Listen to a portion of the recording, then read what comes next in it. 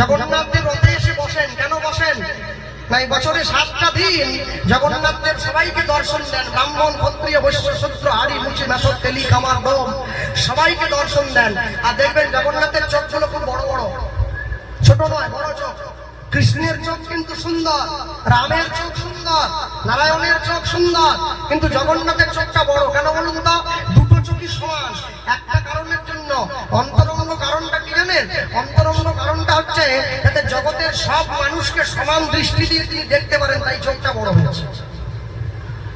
তাই বড় চোখ।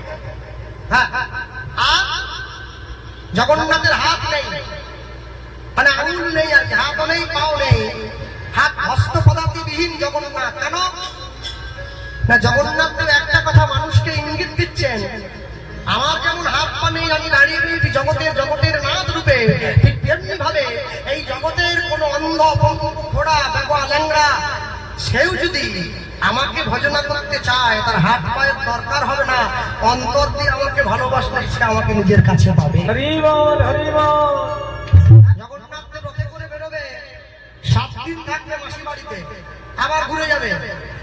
জগন্নাথ দেবের জন্য যে রথ তৈরি করা হয়েছে পুরী ধামে, জগন্নাথ দেবের জন্য যে রথ বানানো হয় প্রত্যেক বছর পুরীতে, জগন্নাথের রথ 206টা কাঠ দিয়ে তৈরি করা হয়।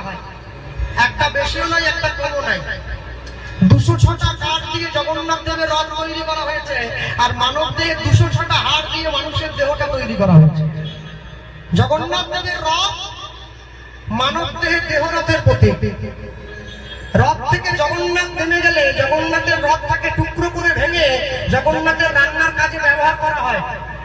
এই দেহরথ থেকে জগন্নাথ নেমে চলে গেলে এই দেহরথটাকেও আগুনে পুড়িয়ে ছাই করে দেওয়া হয়। ওই রথ থেকে জগন্নাথ নেমে গেলে ওই রথের কোনো দাম থাকে না, আর এই রথ থেকে জগন্নাথ নেমে গেলে এই রথেরও কোনো দাম